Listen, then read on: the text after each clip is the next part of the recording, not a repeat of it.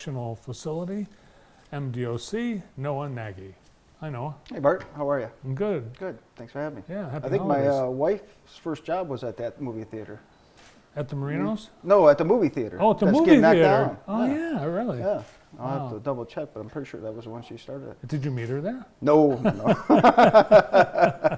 We're a little later in life when we met. Wow, I remember when it was the Plaza Cinema 1 and 2. Okay. And then it was Plaza Cinema 1, 2, and 3. And then they started Yeah. adding and they decided Yeah. to drop the numbers. Yeah. But yeah, I think a lot of people have memories. Sure, sure. Yeah. Yeah, it's crazy. Yeah. So are you ready for Christmas? You personally?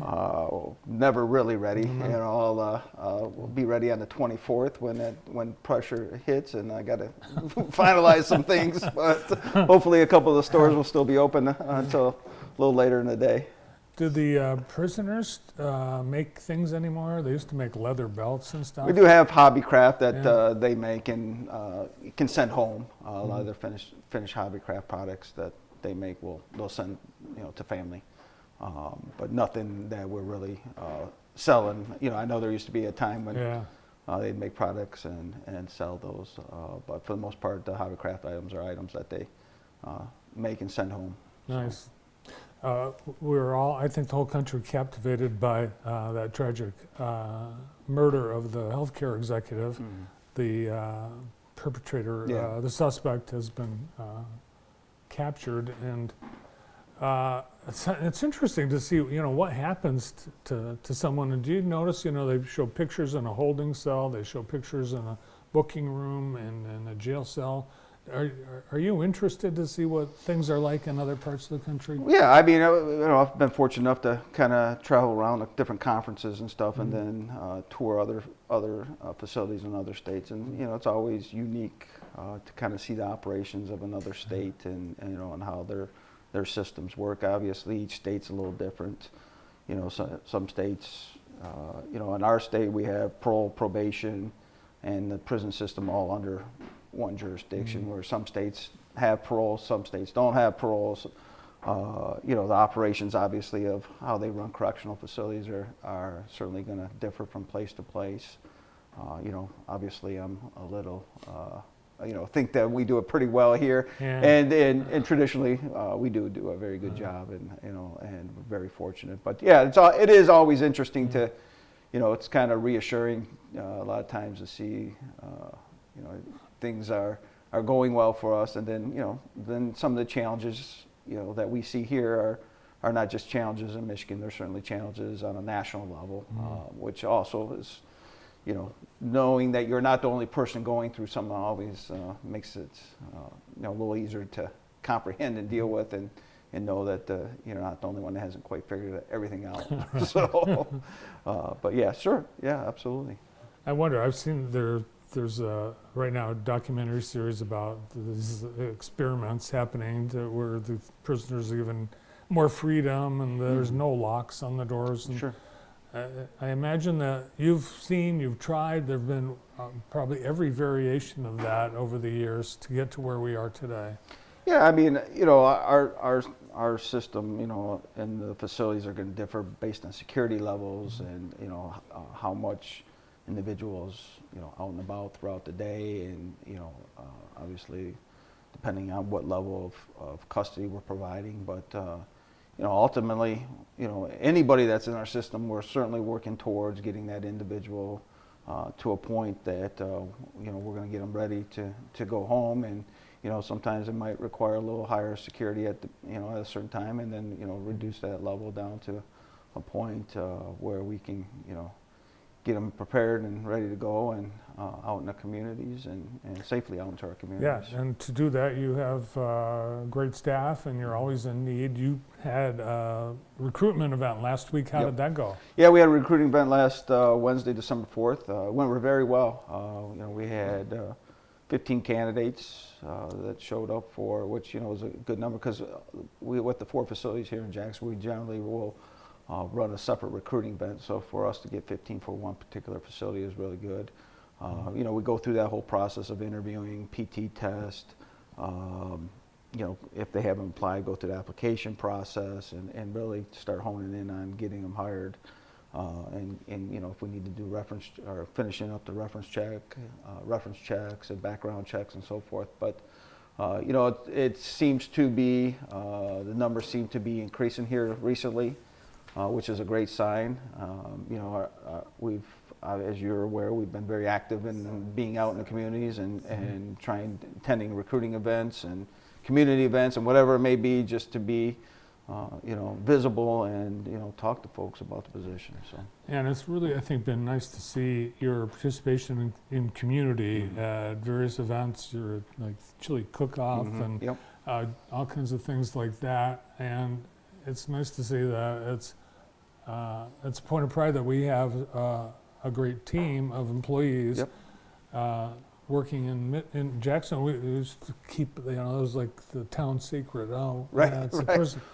Well, yeah, and that's that's the thing is, it's important for us to get out in the communities, talk. So we're talking to folks, and folks can talk to us and realize, I don't know what sometimes the narrative is different than, or what the perception is, and it's important to get out in those into community events and talk to folks and let them see the great people we do have working at the facilities and what an advantage it would be to join our team.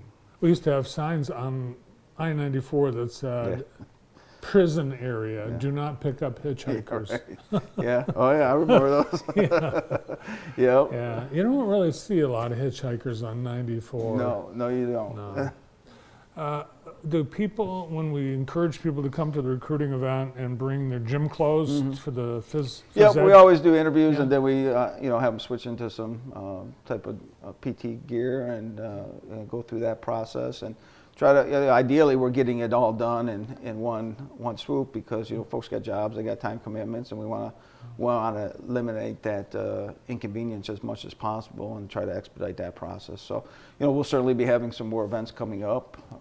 Tomorrow we have our corrections officer graduation in Lansing, and for Parnall we're getting 10 graduates, 10 recruits, but this is the Lower Peninsula graduation, and we started the academy with about 240. I'm not exactly sure what the final number is, but we're over 200, which certainly a great class for us for all the Lower Peninsula facilities. And the Upper Peninsula had their graduation 2 weeks ago, I believe, right before Thanksgiving, and they had upwards of 50 graduates. So it was almost 270, 280 total participants for this recent academy, which is a great number for us. I think it's one of our higher numbers in several years, so certainly trending in the right direction for all of us. I know our staff is certainly appreciative of that.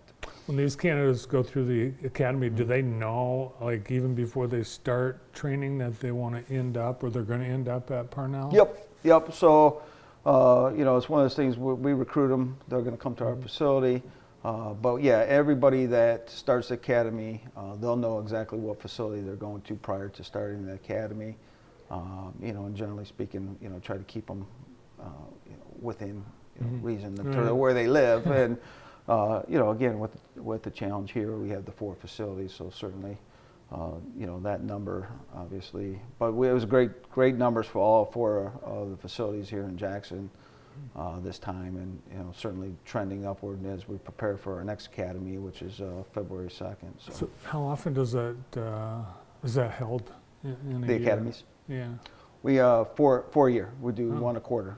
Yeah. So like I said, we got the class graduating tomorrow, December 11th, and then our next academy is February 2nd. I believe is that Sunday, so it'll be the February 3rd. How long is the academy? 8 weeks. And is it a residential academy? They go in and stay? They can. Yep. They're we just recently. I think this current academy is the first academy that's the academy's down. It's Green Oaks Training Academy down in the Pinckney area, and recently opened up the, I don't want to say hotel, but the lodging area, which is connected right to the academy. So with our state travel, anybody that's over a certain amount of miles has the ability to stay there. And I've seen it, I've been toured, and it's really nice setup, especially if you're new and it's just starting out. You're getting paid for the academy. You have the lodging right there. You don't have to worry about gas. going back and forth to wherever your residence. So really a convenient spot, and sets up nicely for studying at night and those type of Nice. things as you go. And through you that pay day. for everything. That's all taken care of for. Yeah, that's all. You're getting paid. You're an employee on day one. So whatever your salary is $22 an hour, or your hourly wage is $22. You're starting it, on day one at the academy and getting paid that $22 an hour. So yeah, it's I mean that's a nice setup because you got that 8 weeks of the academy, and then when they come to the facilities, now these folks that are graduating tomorrow will go to the facilities and they'll have 8 weeks of on-the-job training.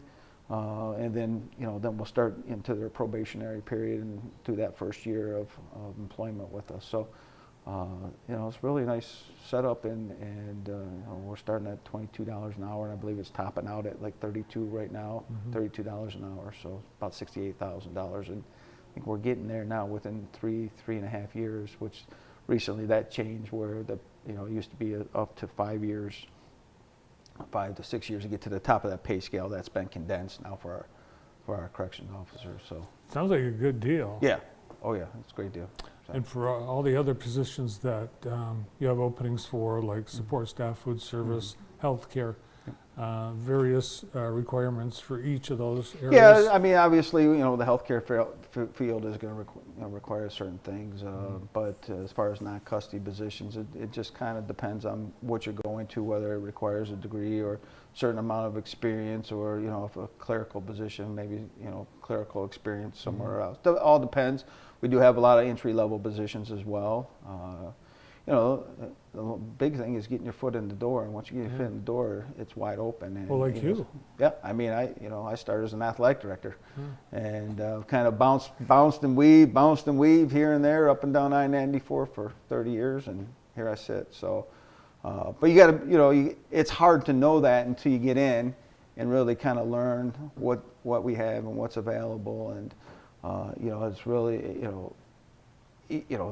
different parts of the state are available to you, different areas, different, we have field operations administration, we have correctional facility administration, we have our central office. I mean, there's just a lot of different things that you can explore, and really keeps that interest. If you're one that likes to kind of always look for new opportunities, and then there's folks that like to get in a spot and stay, which is awesome. I mean, we certainly need that as well. But I mean, there's no limit on what you can and cannot do once you get your foot in the door, and that's nice, and it certainly keeps folks interested and challenging as well. So. Well, there's always recruiting events that are coming up, but you don't have to wait for that. You can visit MDOC or Michigan.gov/MDOC jobs and see all the opportunities right there. Appreciate you coming in today. Thank you. Appreciate it, Bart. Thank you. Merry Christmas. Merry Christmas to you as well. The warden of Parnall Correctional Facility, Noah Nagy.